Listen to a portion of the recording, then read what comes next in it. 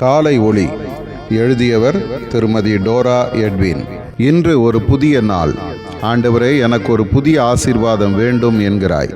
மகனே, மகளே, இன்று என் கிருபை புதியது, இரக்கங்கள் புதியவைகள், உன் பாதை புதியது. நான் உனக்கு இன்று அளிக்கும் வாக்குத்தத்தமும் புதியது. என் கரத்தை பிடித்து நட.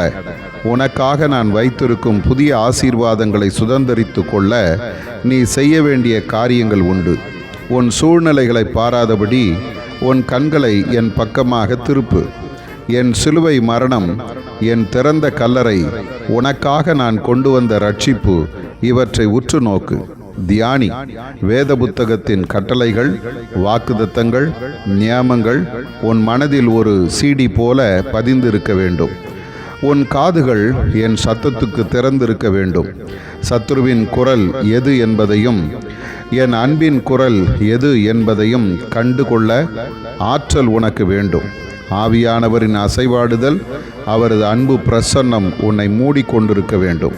கடைசியாக, உன் உள்ளத்தில் கோபமோ கசப்போ முறுமுறுப்போ காணப்படாதபடி என் உள்ளத்தை நன்றி கீதங்களால் துதியாலும் நீ நிரப்பிக்கொள்ள வேண்டும். கொஞ்சம் பின் திரும்பி பார். எத்தனை எத்தனை நன்மைகள் உன்மேல் ஏராளமாய் தாராளமாய் பொழிந்து நடத்தியிருக்கிறேன். உன்னை அழித்து போடாமல் மன்னித்து மன்னித்து உன்னை சேர்த்து கொண்டேன். எல்லோரையும் மன்னித்து விடு. எல்லோருக்கும் இந்த காலை வேளையில் ஆசீர்வாதங்களை அனுப்பு. ஆதார வசனம்: மெய்யான நீதியிலும் பரிசுத்தத்திலும் தேவனுடைய சாயலாக சிருஷ்டிக்கப்பட்ட புதிய மனுஷனை தரித்து கொள்ளுங்கள். எபேசியர் 4:24.